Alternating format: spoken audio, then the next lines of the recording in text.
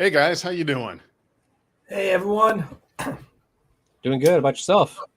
Good. I feel like I haven't podcasted in forever. I don't know why. Yeah, I It's know, only been- right? Kids will do that to you. Yes, yeah, that's true. The kids in the summertime, it's more time with the kids, stuff, things like that, different activities, and yeah, unfortunately, it's taken me away from podcasting a little bit. But I'm glad I was able to make it this evening.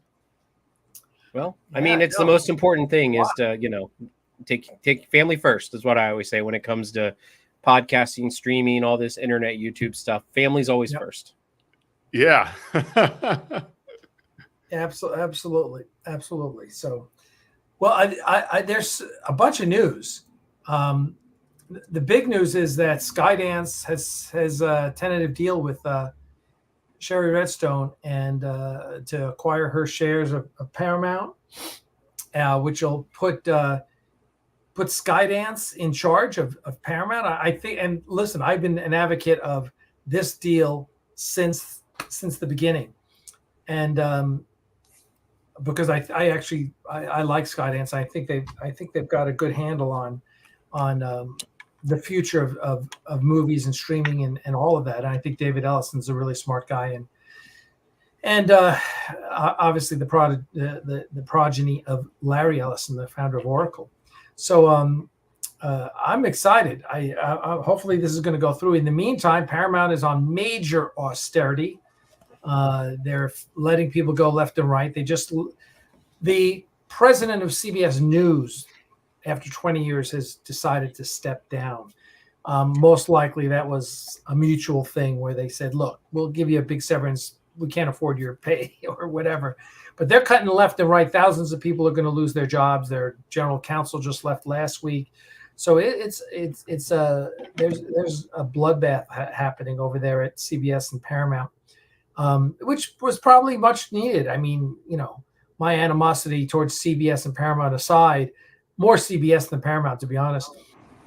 I think they need it. They have to deal with the new world, and that new world is one of streaming, not of legacy studio TV. You know what I was thinking about? The only job we want to see is gone is the lawyer who comes after you, Alec. That's the guys in the black vans need to be let go.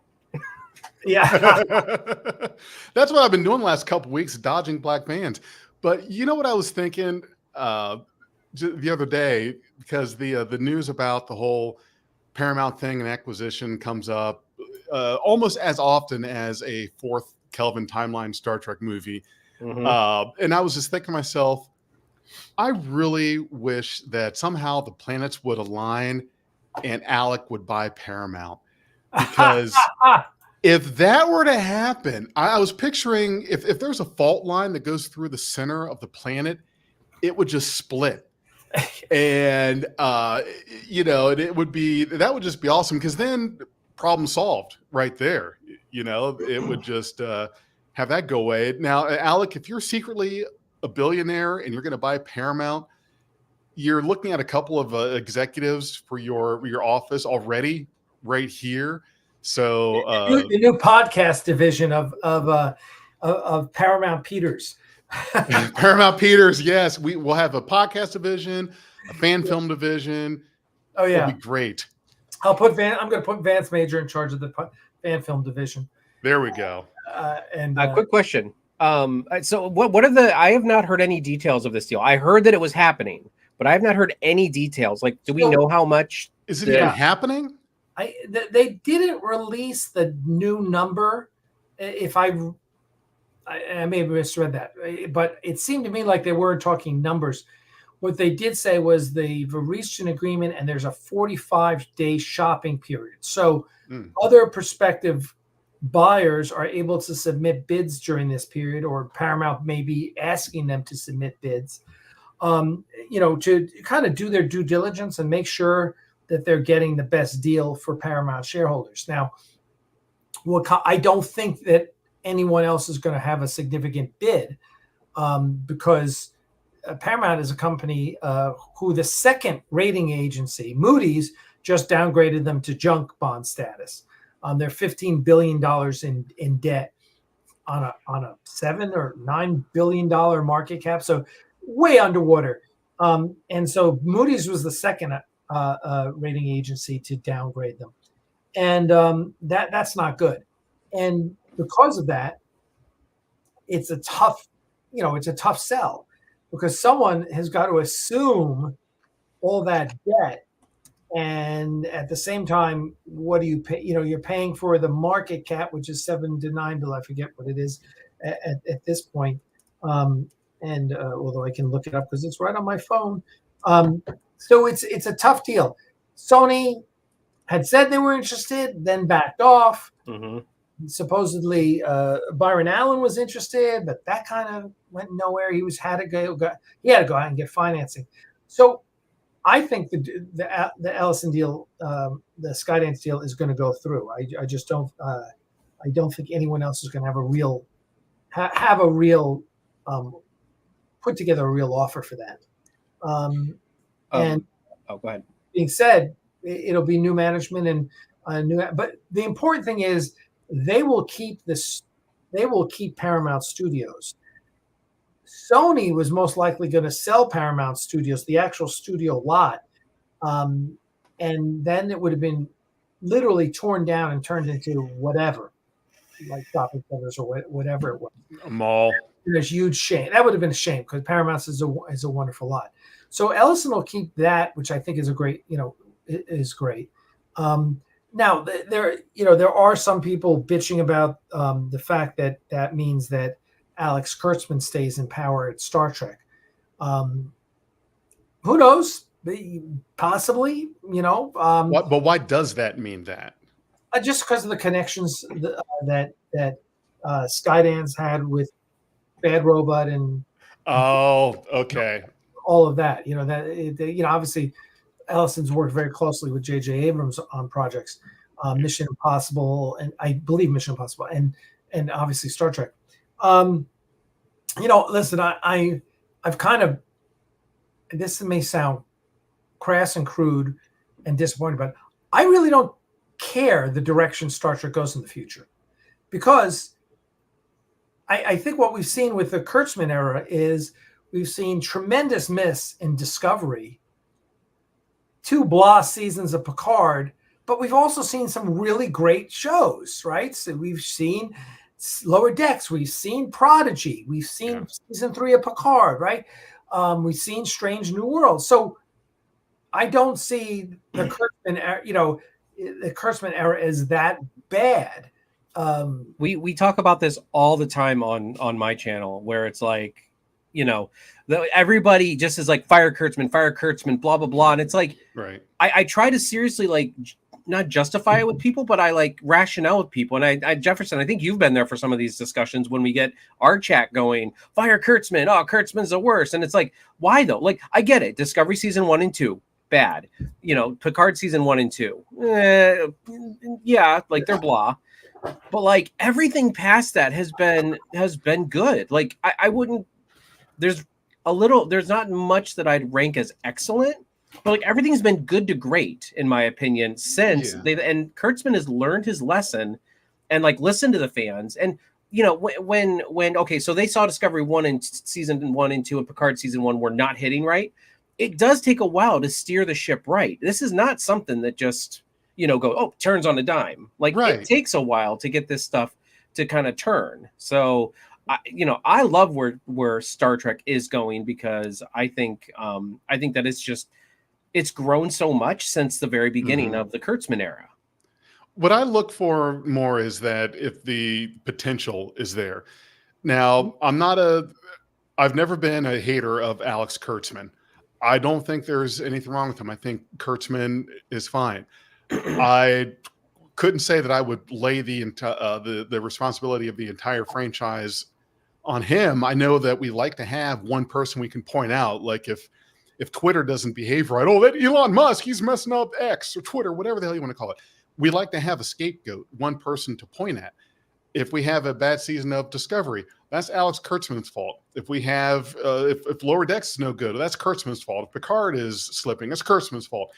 It's easy to point the blame, but the thing is that it's not just one person. There are so many hands that go into it. Now, sure, Excuse me. If there is a bad fan film, I am pointing to Alec Peters first and foremost. He is responsible for every bad fan film that comes out. Yes, but I am responsible for the destruction of Star Trek fan films.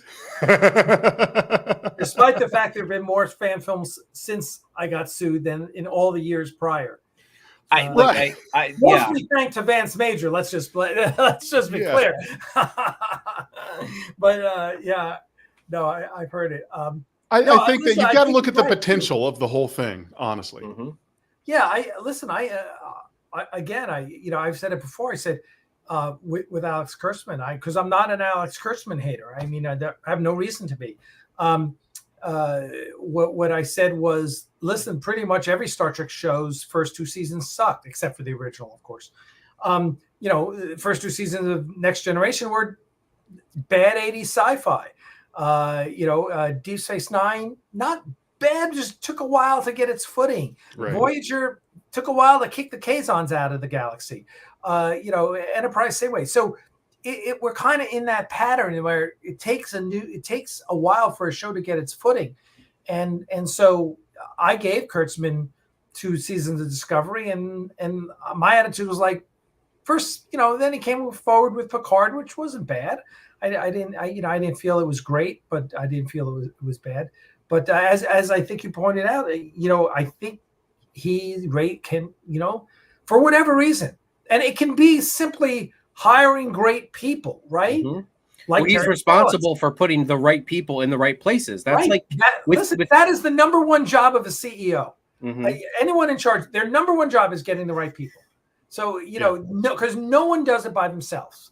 And, and it all emanates from the top. I mean, Steve Jobs, brilliant guy, but let me tell you, he had brilliant people around him all the time. So, and any great organization is going to have great people. So give Kurtzman credit for getting great people to do great work on all those other shows and farming it out to Lower Decks and to Prodigy. And, listen, that's Alex Kurtzman's doing. Whatever you want to say, Alex Kurtzman brought you Lower Decks, and he brought you Prodigy, and he brought you Strange New Worlds, right? And maybe he, whatever the plan was, it's ultimately happened.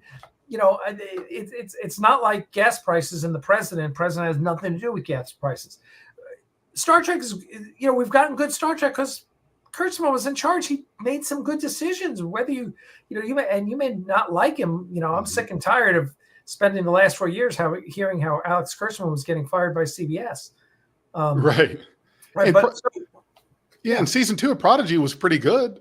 I have not just so you know, I have only seen 4 episodes. We are on my channel. We are reviewing 2 episodes at a time per week. So we're kind of taking our time to do that. So I've watched 4 episodes so far, which I'm going to just say, like, I want to say severely enjoying, but like I am really enjoying Prodigy season 2 so far. Out of 4 episodes so far, I'm not gonna lie, like I was not a fan of season 1.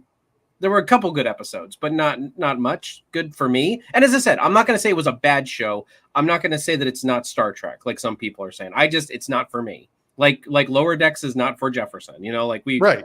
It's just not for me. But this season of Prodigy has done excellent. I love it so far with the 4 episodes I've seen. It's good. So yes, absolutely. No spoilers out there, but it was enjoyable. I like that. And I think that if we're going to criticize Kurtzman, we also need to be ready to give him some praise. And this question that you just highlighted is a good one, Alec, from is it Wilhelm Sowers? Would you like to see Jonathan Frakes as Kurtzman's replacement? If Kurtzman were to be replaced, I think that the obvious choice would be Jonathan Frakes. I really think that would be it right there. And I think everyone. Let me play counterpoint to that. Okay. And I'm not saying he wouldn't be. The first thing I would say is you need to go to Jonathan and say, is that a job you want? Because Jonathan has proven to be an exceptional TV director, an exceptional Star Trek director. Right? He loves directing. Just to to play the game the way you do in business, that doesn't mean he's great at anything else. Sure. That doesn't. I mean, this is the Peter principle. You know, people get elevated past there. You take your best salesperson and you make them the head of sales. Totally different skill set to be head of sales than to be your best salesman, right? Totally different skill. That may not, and that's often the wrong move. So the first thing I would say to Jonathan Frakes is, look, is this something you would want to do? Because he may say, no, I want to stay behind the camera. I love directing. Just make me the official director of, of everything. He just needs to direct everything. You direct everything. You choose your directing, so that's fine. But being in charge, that's a different skill set. That's a producer, a major producer skill set, which you may or may not want to do. And that goes back to putting the right people in the right places. As I said, Frakes may not be good at putting the right people in the right places. He may have great ideas. He may be, and he's clearly a great director, and everyone loves him. But listen, and is that Terry Matalas? Well, again, great showrunner, did a wonderful job with 12 Monkeys, did a wonderful job with season 3 of Picard. Does that mean that he's the guy to take over the entire franchise? I'm not convinced. Right. I mean, I'm not saying he can't. I'm just saying different skill set. Being a showrunner on one show is different than running a franchise, right? That when Kevin Feige is so good at running that Marvel franchise because he spent 20 years learning from Avi Arad and all the other, everyone else, and coming up through the ranks, producing, right? And so I would be hesitant to name someone as the heir apparent to Alex Kurtzman. And we don't even know. Again, Skydance might just say, hey, we're going to give Alex Kurtzman another 5 years. And didn't he just sign a contract, or does the merger make it null and void? No, it does not make it null and void. I thought they signed him on through 26, or is it 25? I don't remember. It could be. I know they did some sort of deal. The thing that I really feel strongly about is Alex Kurtzman's biggest mistake was not telling CBS to back off Axanar. I wish Alex Kurtzman said, "Hey, CBS, would you lighten up? We love Axanar, right? Yeah, lighten up, Francis. Yeah, lighten up, Francis. Excuse me." Yeah, exactly. I'm telling you, they really should with Skydance. They really should start a fan film department, like we've talked about. I don't know if you were here, Alec, but we talked one time at length about Paramount having like a Star Trek fan film like spotlight section where they take Star Trek fan films. They say, look, this is how much people love this franchise. You know what I mean? Like, what I would really like to know, because there are a lot of things, and this is always something that's kind of frustrating to me, and it's just day-to-day stuff where it seems like this idea seems like an obviously good idea, and it's frustrating that it's not happening. And it makes me think there has to be something I'm missing. Now, all of us, and we could be a little biased, but all of us could sit here and say, yes, obviously Paramount should have a fan film division. It's perfect. It makes sense, et cetera, et cetera, et cetera. Well, I start to wonder, is there something that we're missing?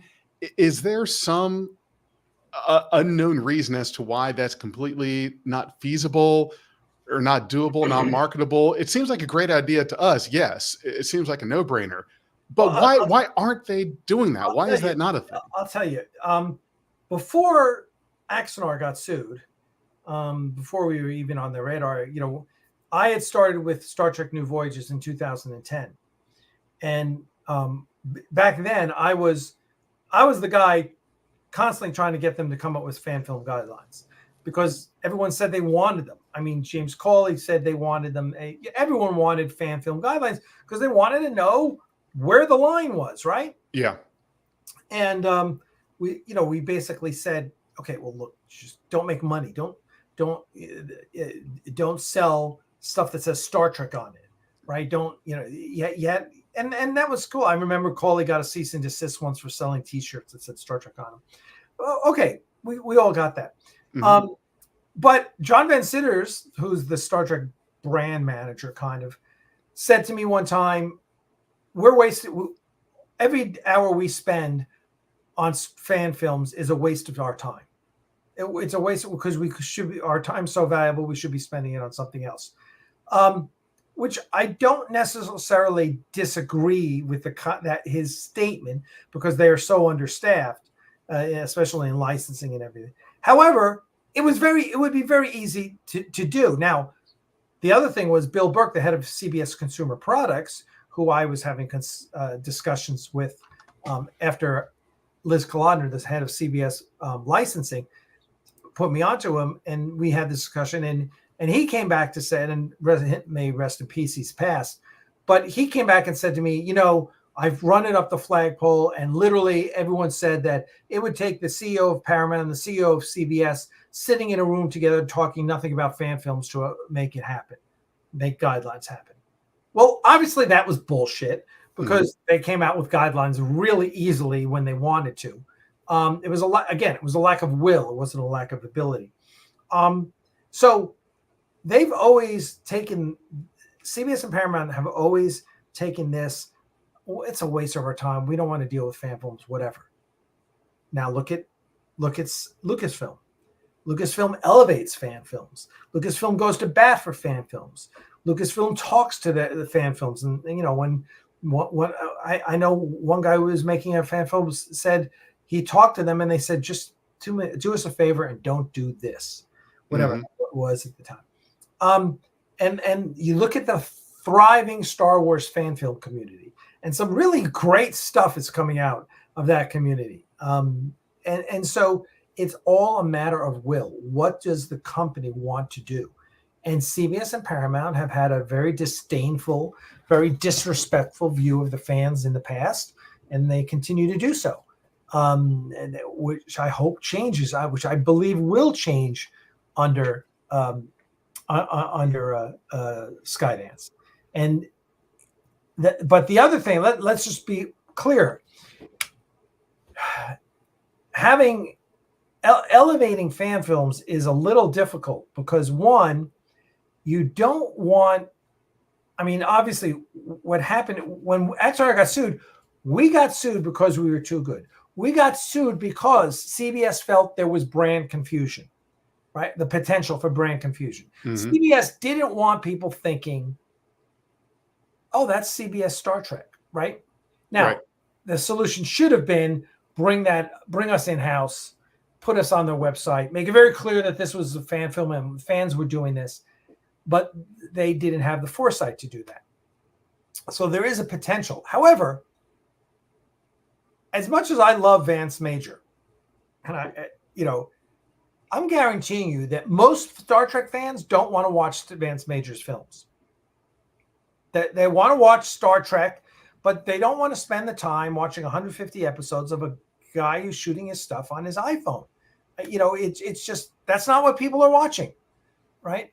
And so what now you're getting into, so what does CBS want to promote in fan films? Do they want to put Axanar on their website? Well, who's next? Is it Farragut Forward? Do they want to take the old episodes of Star Trek New Voyages and Star Trek Continues, which are obviously really good? Where's the line? So there's a lot of issues around that, which I can respect, embracing fan films actually takes a little effort. And until you're willing as a corporation to put that effort in and to cultivate your fan films and to have someone who's the point person with fan films, it's probably not going to happen. Usually for pretty much anything, I think the solution is look at the money. There are a lot of examples where you can say, well, why is this? It's because of money. Why don't we have that? Because of money.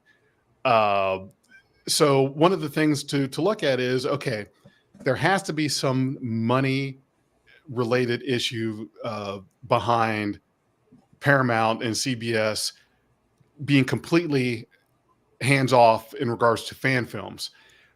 The thing is that, okay, you tell people you can't profit off of it, which makes sense because that's money.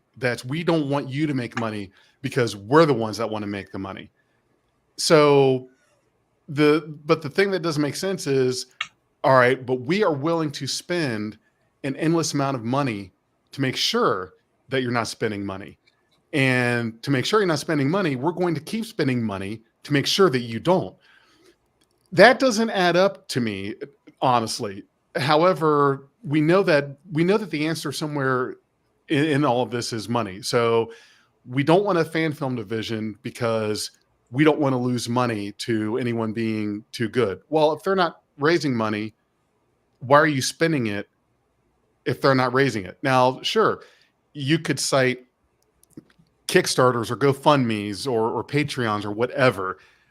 Okay, well, the thing is that you're going to pay a lawyer more money to wash his hands after he takes a shit than this fan film is ever going to get from a tip jar. But you're totally okay with doing that and continuing to do that. That doesn't make sense, and that's the part that doesn't add up. Did it make sense for CBS to spend $300,000 arguing the settlement agreement with me? No. Stupid shit over the stupidest shit in the world, right? And I think that's why they went after Axanar, was because they wanted to make an example that would reverberate throughout the entire fan filmdom, because they're like, okay, we're going after the biggest dog, and that seemed to be Axanar at the time. If you're going up against 6 guys, you pick the biggest guy and you hit him in the nose. Bruce Lee 101. Right. Yeah. So that's why they don't bother with kind of like some of these other fan, like Avalon or Farragut Forward or any of these other ones. They're like, well, no, we're making an example out of, and then you fought back, and I think that's when that's what you do. You fight back against a bully, and then all of a sudden it's like they have to save face, but they still, it's not like they retaliated back, like aggressively, like they were just basically on the back foot at that point with you, Well, yeah, they had a. That's why they settled with. They settled with us because they didn't want it to keep going on, right? It was bad PR for them for it to keep going on. But I think the point is that it never needed to get to there. There was a positive solution, and I was all about the positive solutions, and I was all about how do we work together? How do we make this? We will give it to you, right? I've said this time and time again. We said to them, you take it. Let us make it. You take it.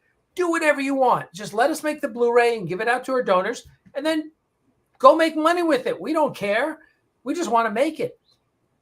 They were not able to see that and to process that and to figure out a way to do it. Now, this is what I love about the potential of Skydance coming in.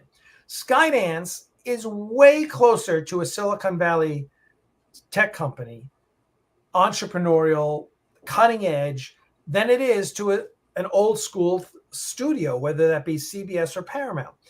I think David Ellison is going to have a different way of looking at things. Look, their challenge is, how do we solve the streaming problem, right? That's the problem. It's how do we solve streaming?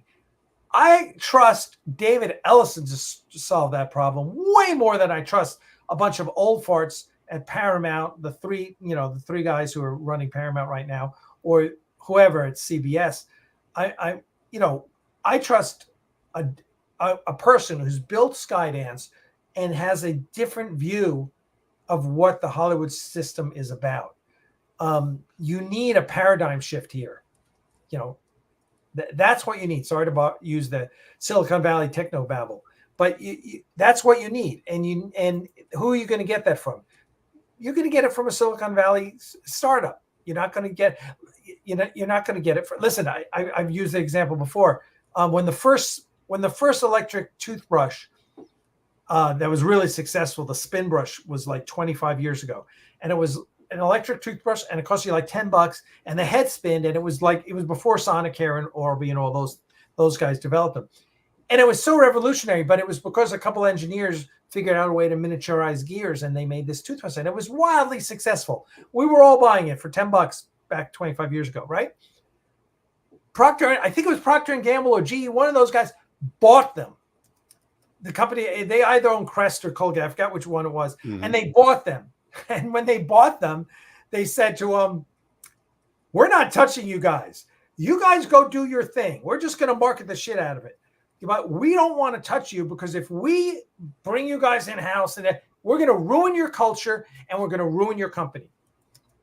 We may own your company, but we don't want to ruin it. So you guys do your thing. And so they let them alone to innovate and and come up with new and interesting products. That's a really intelligent way to look at it, because big corporations have big institutional lack of inertia, or maybe they have big inertia, but it's not going to be innovative. There's a reason that all of the innovation is happening in Silicon Valley and not in the Midwest. Right. You've got to buy the idea, and that's the thing that makes a lot of companies grow. Now, I let me give you a disclaimer. I'm not a corporate kind of speaker or anything like that. What? Get out of here! I thought you were a corporate. I thought you were one of those corporate guys from Paramount that Alec was talking about. Those old guys that were trying to figure out streaming. This streaming thing. How does it get in the house? Does it come through a wire? But the way you grow companies now is acquisitions, right? That's what you see all the time. It's acquisitions. If there was a company that I was a part of, this was before the one I'm with now, and the story behind them was basically, it was this construction company that I worked for, that I did IT work for, and there was a bid that they had to do a particular job, and they found that to get this bid, there was a thing they had to do that they did not specialize in. So what they did was they found a company that did, and they bought them. So now we can do this thing. And then another phase of this bid was, okay, now can you do this part? All right, well, no, we don't really have the staff or the people or the training for this part of it, but they found a company that did, bought them. So that's what's happening is you're finding the people that can do the thing that you need, and you're just buying them up. So to me, it seems like, well, that's where it's at, is you find someone that has a niche, that's got something that you can use or market, if anything, for streaming content. For Paramount Plus, what do they have besides Star Trek really that's worth subscribing for? How many times? A lot of people like what crime show does CBS have? CSI, or is it NCIS? I don't remember. I think it's NCIS, isn't it? I know they got some kind of major crime shows that people like and they also have the Yellowstone universe, because there's like 3 shows of that. So Paramount does have stuff that we're subscribing for, although I don't watch it. I only watch it for Trek. I don't watch Yellowstone. Right. I don't watch any of the NCISs or whatever. But still, like when I normally talk to people, the main thing they're subscribed for is either one of those 3 things: Star Trek, Yellowstone or its surrounding shows, or like the crime shows, But and you subscribe for the season, and then you cancel. Then you come back when whatever show you like comes back around. So if anything, I would think, even if you want to make the money off of it, let's say, for example, they decided, all right, we're going to have a fan film thing. We're going to make all the money off of you. You have to figure out how to do it on your own. Ask your parents for some money to help you. We're not going to give you any, but we're going to do what we can to make money off of you. People will still do it, and you're making the money. So that's why this entire thing, this entire crackdown, that this bad blood that Paramount has had, that's why it's never made any sense to me, honestly, because I've never quite seen. And now you could tell me I'm missing something. I have not seen a financial or a money risk that was presented to Paramount on all of this. Not something that would make them go crazy. It's the reason, for example, this might be a bad example, but for example, I don't think electric cars will ever be a thing, not as long as the oil companies have something to say about it. Yeah. The 100%. Reason being is because you can't have electric cars if the oil companies could get put out of business or lose money. The same reason why, and I'm a firm believer on this. Now, I'm not, I don't smoke marijuana or anything like that, but I will tell you that in my opinion, the reason that marijuana has been illegal in the U.S. as long as it has been, and why there's been so much fight about it, is because of the tobacco industry. They stand to lose money, so they criminalize the hell out of it because if someone stands to lose money, same with universal health care. This country will never have universal health care because that puts at risk the private insurance companies that might lose money over something like that, and they've bought the right politicians for that. So you can look at anything in any progress that is hindered here is because of the money. It's because someone who has more money is going to keep something from happening. We could have had electric cars could have been standard well before now, but okay. It's maybe not well before now, but it's going to take a hell of a lot longer, if ever.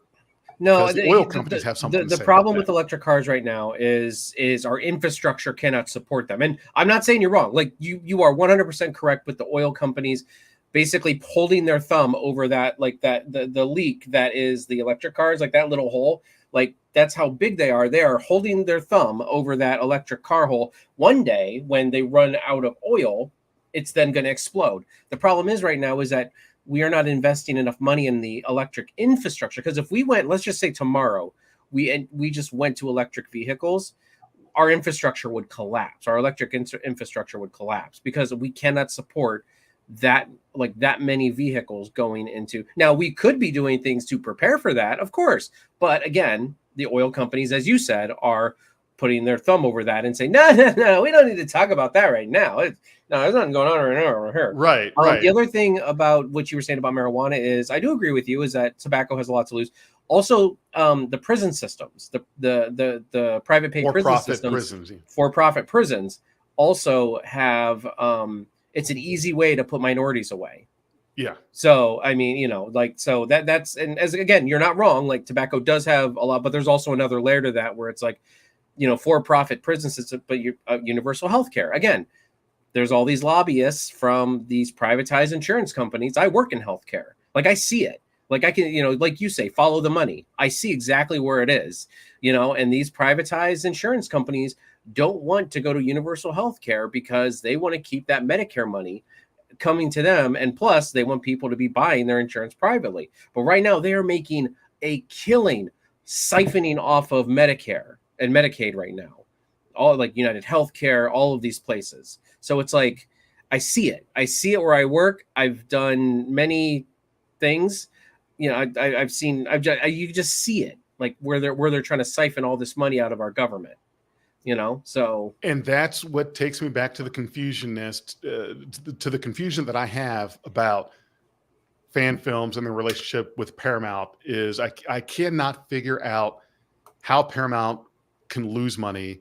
I think it's a pride thing. Fan films. I really think it's a pride thing. I think they are so old school that they're like, no, it is. Star Trek is ours. We own it. You don't touch it. Exactly it. That's exactly it. Exactly. Hey, okay. I'm going to totally change the subject matter here and give you guys a little something to salivate over. Okay. Ooh, I like that. Oh, some more previs. Okay. Get a little close to the starbase there. Who's flying that ship? There we go. Nice. I like it. There you go. Good. Yeah, we've gotten a bunch more. The things are going really well. And also, we're about to be fully funded. The last check is coming from one of our benefactors, Goodney in Japan. Arigato gozaimasu. Goodney. So we're really excited about finishing the VFX, and I'd love to have him on a live stream sometime. It's so funny you were saying that because he and I have been talking a lot the last few days, and I was going to say, God, we already had Dave on a live stream, so we need to have Goodney on a live stream as well. So we will. He's an interesting cat.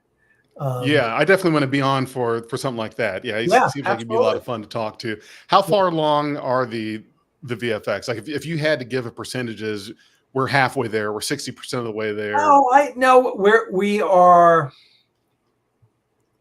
close to being done with episode 4. Gotcha. Close. Now that means there's like we're right now just investing in new computers, and there's new chips coming out, and we're investing in a new computer system just for our VFX team, just so that they can speed up the process of rendering. So things have probably taken longer than I'd like up until, since we finished principal photography. But now the goal is now we have a process in place with our VFX. We have 2 VFX teams. We have a process in place with both of them. The previous is just coming off the assembling line, and we're signing off on it as fast as we can.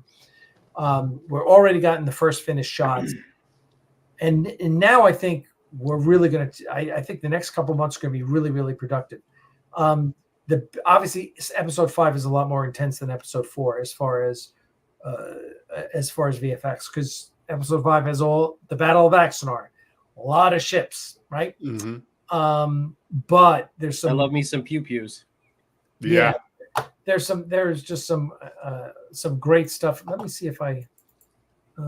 There it is. Let's see.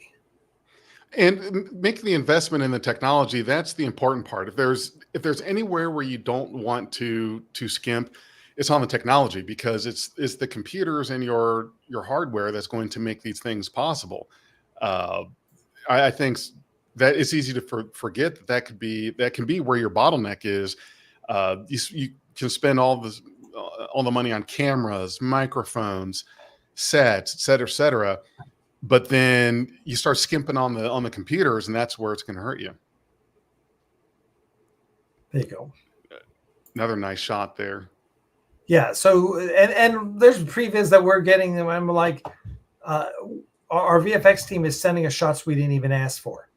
Now, it depends whether or not we'll use them. Whether or not we'll use them is another matter. But they're sending us a lot of stuff because, a lot of it is, well, what do you think about this? Listen, that whole Pearl Harbor scene in Battlestar Galactica, where the Cylons destroy the starbase, was basically the VFX team saying, let's try this and see if they like it. The original shot was so basic.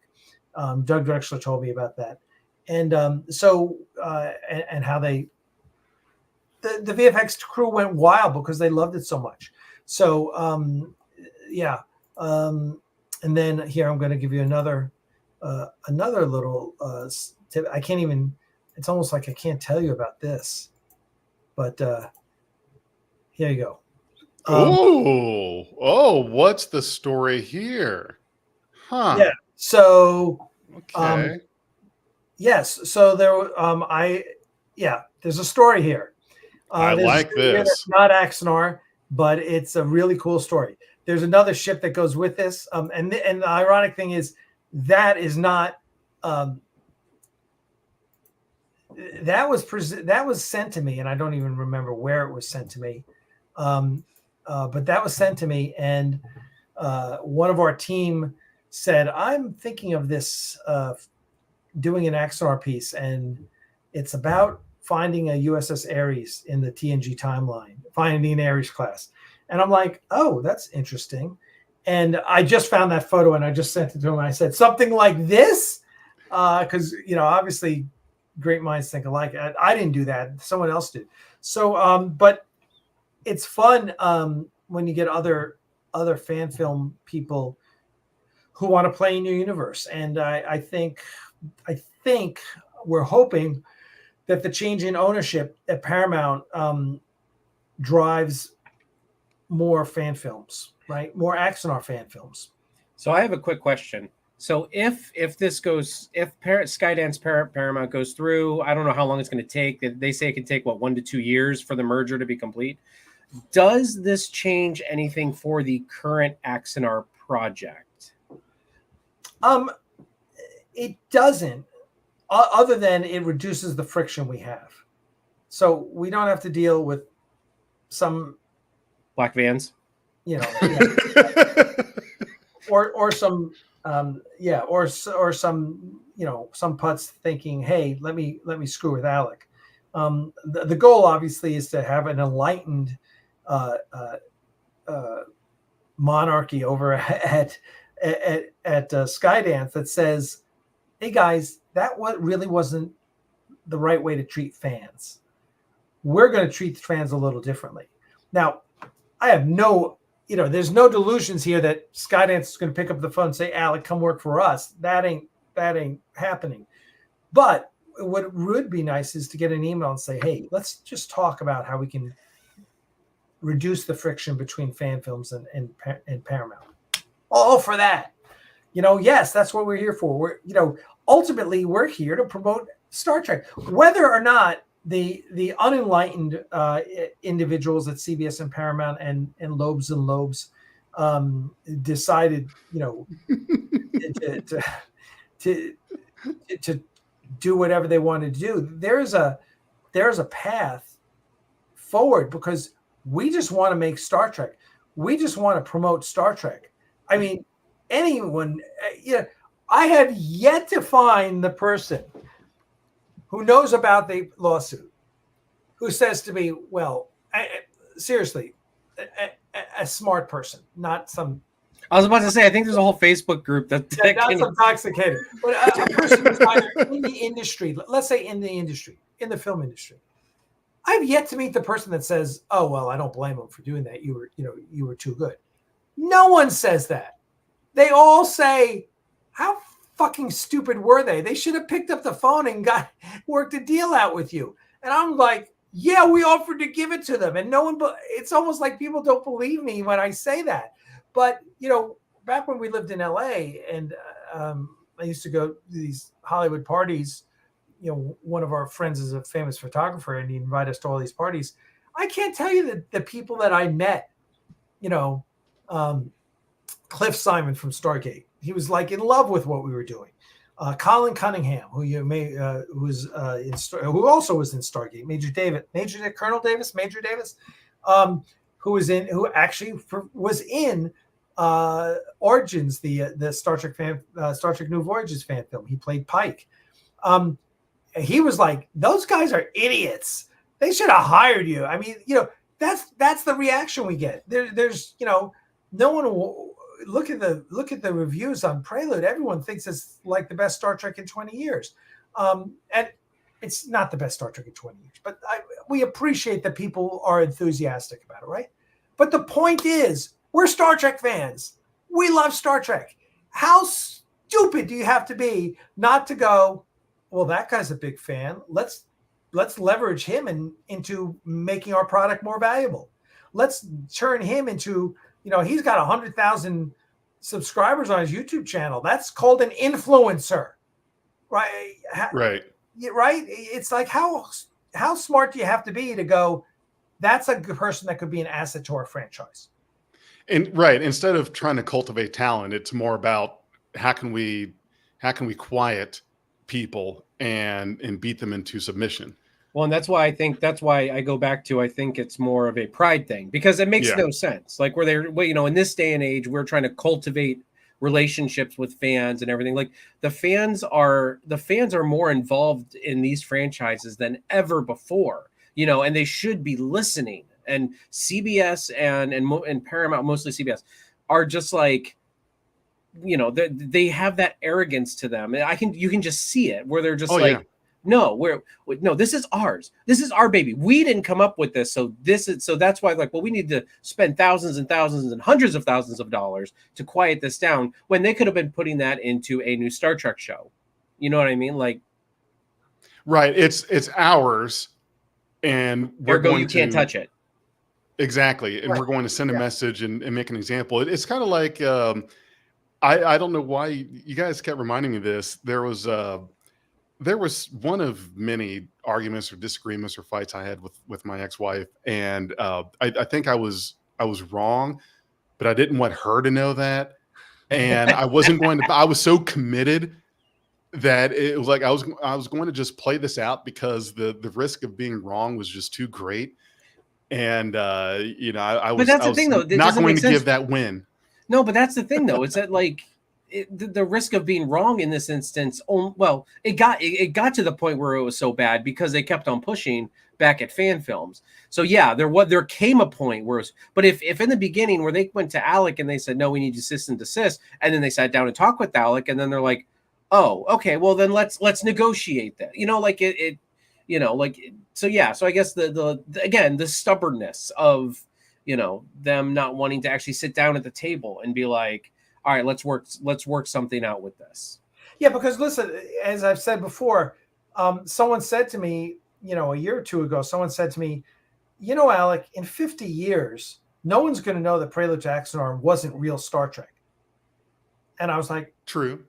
oh, okay, that's really interesting. Okay, True. if that is true, then why do you not want that person who's making that Star Trek, that Star Trek that's going to outlive all of us, working with you? Again, Cheeto, as you said, it's like if they had called me up and said, look, we can't have you making a movie, right? We need you to cut it down to 2 15-minute episodes or whatever, or make 2 more episodes like Prelude to Axanar, and we'll put it on our website. How's that? Okay. All right. Listen, I was the one asking for guidelines. If they come in and ask me for that, I would have said, okay, what am I going to say? You're giving me a way to make it. It's not what a movie. Okay. We would have done it, but they didn't do that. And so again, that's not, that isn't enlightenment. By the way, I do want to say, everyone go to Patreon. Everyone should be a member of our Patreon campaign because we're slowly expanding the Patreon campaign. I think we finally, whereas it no longer is about just, it's no longer about supporting the studio through Aries Studios. It's really about supporting everything we're doing. Not Axanar per se, because there are rules about how we can raise money for Axanar. And besides, Axanar is fully funded thanks to Dave and Goodney. So, but other projects, our Orville fan film and other things we have doing. So there's a lot, there's a lot of fun things, and I am putting out previs and VFX and stuff on Patreon. I just posted an article, a little thing, some photos today. I urge everyone to go there. Look, you can join for $2 a month, $5 a month. It doesn't take a lot of money, but we appreciate it, and it'll help us continue to do what we're doing. So please do check it out. But there you go. And keep up with the newsletter. Yeah, listen, the past since the beginning of June I've been otherwise occupied. First, Crystal and I went away on our first vacation in 8 years. Nice. Non-convention. I consider San Diego Comic-Con and Dragon Con vacations. Crystal does not. Okay, fair enough. Non-convention vacation. So we went on that, and then of course my father passed, so that took some time, and then we did a fundraiser for 2 weeks. I've been away for 12 hours a day. So I'm finally, like, today is the last day. We turned in the truck, took care of everything, moved a bunch of stuff, and I'm settling back into things. And it's we've got 2 other short little films coming out in addition to the 2 episodes of Axanar. I'm starting. We're finishing the script that is good. Is going to be the hardcover script that we had promoted last year. So that's going to be coming out. Dana and I are working on that. Dana Wagner, who many of you know, is the kind of the godfather of the bridge set. He just retired, so he's got a lot more time to do stuff. So we're putting him to work on multiple fronts. One of which is laying out the script for us to send to the printer. So so there's a lot of stuff going on. Well, that's exciting. I'm happy to hear that there's progress that's happening. Things are going on. So it's going to be good stuff. We've got good Star Trek that's out. We've got Star Trek fan films that are happening. Some very good films that are coming out to look at and watch. So I think all in all, just for Star Trek in general, it's it's some good times. No, I agree. I'm looking forward to seeing. And listen, I'm not a fan of the idea of Starfleet Academy, but I'm going to give it a shot. Sure, we might like it. You never know. We might be surprised, right? I've actually been championing this idea for a long time. I'm not sold on doing in the 32nd century. I wanted them to do it more in the Picard era. Like back in more I don't want to say it is prime timeline in Discovery, but like more of the prime era of Star Trek, whether that be like the motion picture, whether it be the Lost Years, whether it be TNG, or whether it be like post Nemesis. Like somewhere in there I was kind of hoping for. I'll take what I can get. Maybe we'll get a spinoff, Starfleet Academy, Starfleet Academy, the Next Generation. Maybe it'll take place during that year. I don't know, Well, isn't the big crux the fact that there is a Starfleet Academy again for the first time since the burn? Yeah, since they're over 100 years. That's the big part. Like if you just have a Starfleet Academy that's during the Picard era or whatever, it's just kind of like, okay, who cares? All right. It's an academy. Yeah, they have it every year. They've had it every year for a couple hundred years. Well, but now the whole point is that the academy is back. And so I think it makes sense. To me, in my opinion, it makes more sense that it's in the 32nd century now because Earth is rejoining the Federation and Starfleet Academy is back than it would if it were a familiar time.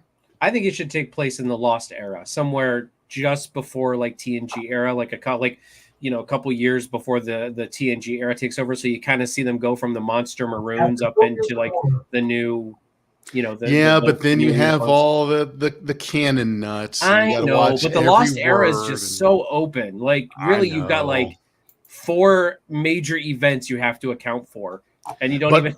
But they know how we are, though. They know how the fans sad. act with anything that takes place before anything else, a prequel. So we did it to ourselves. The reason we're not going to have anything in the Lost era or anything else is because they know how we act. And we just did it recently with Discovery. Look at it. We acted a fool over Discovery. I didn't act the fool over Discovery. I enjoyed Discovery. I know, but you see, but you're right. Some people we just can't win with, they're going to hate Alex Kurtzman no matter what. Like the Kurtzman era stuff, they're going to hate him no matter what. And anything that is under his watch, which, I mean, again, they praise season 3 of Picard, and yet Kurtzman's the one who hired Metalis. Wow, it's almost like Kurtzman put the right person in the right place to do the right thing. Huh. That's almost like what an executive producer does. And listen, it amazed me, and it continues to amaze me, that there were people the same group of critics who didn't like season 3 of Picard. What? Oh yeah, we have a guy. Who doesn't like season 3 of Picard? Major Rage. Oh man, he was not a fan. Get him on the. I'm going to speak to him. I actually did not sing its praises as much as a lot of other people. Like I grew up on DS9, so you like don't have for to me, love it was it. It's just if you talking about I didn't like it. What? Not that's yeah. No, listen, you say you don't like Lower Decks, and I go what? That's different though. Not really. The thing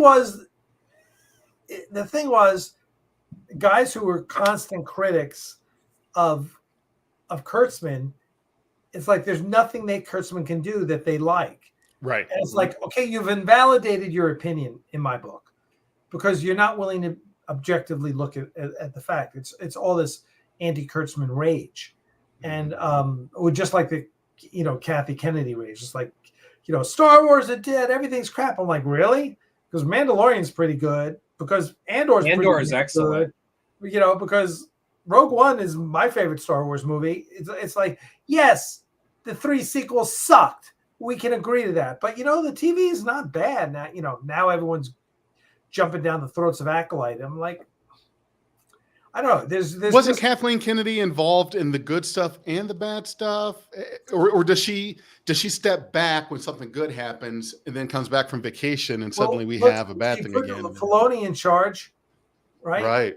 Again, good people. I'm not. Yeah. I'm not a Kathy Kennedy. We love us some scapegoats. Yeah, I'm not. Look, I'm not going to go out and defend Kathy Kennedy because I think she's made a lot of bad mistakes. But I'm not going to give her shit about every single thing she's done because some of the stuff, some of the stuff's okay. But I watched Rogue One again. I don't know, about 2 weeks ago. It's a beautiful. I love Rogue One. God, so it's much. such a great movie. It's such a great movie. Rogue One is good. No, it's the best in my opinion. Me too. Better. It's my favorite Star Wars movie. And better than Empire, better than Return, better than A New Hope. Oh yeah. Oh, yeah. I will die on that hill. Oh, me too. Plus, it creates characters that you care about, and you care about the fact that they all died. Cheeto, I was with you until you challenged Empire. No. I'm not saying Empire's bad, but I'm just saying Empire's great. It's probably yeah. I'm not saying Empire's bad. Empire is definitely one of the best Star Wars movies. Just talking a little crazy. Rogue One is like, here's Empire and here's Rogue One. Like, I'm sorry. I'm with you, Cheeto. I'm with you, Cheeto. I think Rogue One is just fucking brilliant. What I really liked about Rogue One and what I think is a mark of a very good movie? Rogue One got praise from me because I knew how it was going to end. We all knew how it was going to end, but it made you doubt yourself for a second. Like, wait a minute. How are they going to pull this off? I don't know that these guys are going to make it. I don't. It made me question for a moment that, I don't think that I know damn well this takes place right before A New Hope. And we know how that happened. But for a moment, I started to think, I don't think they're going to make it. I think these guys are toast. The plans are not getting off this ship. Yeah. When you know what's going to happen, but you doubt yourself, that's a good movie. The other thing I really liked about it was that, like, you got to see, like, the dark side of the rebellion. The rebellion was not squeaky clean. And I think they hinted at that in Rogue One, and they expanded on it in Andor. That's why I think Andor is such a fantastic series, because it takes what Rogue One like that little hint that they got there. They're like, wow, the rebellion is actually doing some shady shit right now, and they were just like, all right, well, we're just going to go all in on it. And I can't wait for season 2. I think it's going to get so good. Yeah. No, I love Andor, and they're supposedly introducing other characters from Rogue One into Andor. Which is great. So they would have to, at least for Cassian's sake, because wouldn't I can never K7 I think is his name. They at least got to have him meet him, because they say that season 2 of Andor is going to lead right up to the beginning of Rogue One. Oh, is that what it is? Yeah, that's what they say, because season 2 is the final season. Like, they're not going past. That's the only problem with Rogue One, is that you kill everybody off, then you really. If you're going to milk it, which I don't endorse milking anything, but it's just like, if you're going to milk it, you kind of very limited play box, unless you're going to screw with canon. And guess what? You don't screw with canon. No, don't do that. Star Wars is like, fuck no, we're not messing with canon. We've seen Star Trek fans. We see how they act. Andor, and the great thing about Andor is it is the least Star Wars of all Star Wars movies, shows, of everything. It's just like, you're in the universe, you get it, where it's happening, but it's bleak, and it's like, sometimes you're dealing, it focuses in on stuff that's just, it's a prison movie for a third of its run, right? It's basically, which is incredibly depressing, and a lot of it is art house stuff, and a lot of it you have to appreciate. You've got to be able to appreciate nuance which is such a vanishing commodity in our society. And Andy Serkis. And Andy Serkis is so freaking good. But you got to be able to appreciate that stuff in order to appreciate Andor, because Andor is not, it's not rah-rah. It's not Mandalorian with the cute Grogu. It's you're not dealing with characters that you've grown up and loved. And it's just giving you the dark underbelly, not only the rebellion of just how oppressive the administrative state of the empire is, right. But in a way it's so freaking compelling. It's just, you cannot oh my God, I got to watch the end of this, but I'm so depressed right now. Yeah, and Stellan Skarsgård. I mean, it's just Yeah, God, oh, the underbelly scene by the elevator. Oh my God, like that show was so good. Oh God, it's just it just made you think. It just made you go, holy shit, this is what was going on, and this is what it's about, and it's there's you just realize, and as he's saying, what have I sacrificed? It is about sacrifice. It's like, the rebellion isn't all Luke Skywalker swinging through the Death Star with his sister on his hip. It's not all bright and shiny. It's dark and bleak, and people are dying, and people are getting. It's just awful, awful, awful. But yeah, the universe has to get to that point for all-out rebellion like that, and here's the thing: it's like with Mon Mothma, I love her story in Andor, and it's like, but I dread what's going to happen to her husband and her daughter. Oh my God! Well, think about all the subcontractors and union workers that were on the Death Star. They didn't have anything to do with anything. They're just working a job. This guy's in there probably painting a room and running wire in a conference room, and then suddenly he's got torpedoes shoved up his ass and the thing blows up. I mean, who's the guy that thought that the Rebel Alliance were just all upstanding good guys? All of the corporate execs. I mean, Moffs in the conference room on the Death Star. They're the ones who were like out of touch. Even Grand Moff Tarkin. He's like.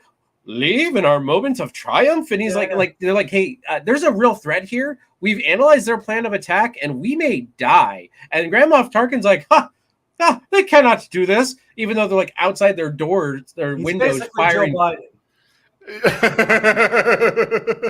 would have been the first one off that ship. I know. I'd have been like, deuces. The station, peace. I'm not paid enough for this. All right, listen, we need to here, guys.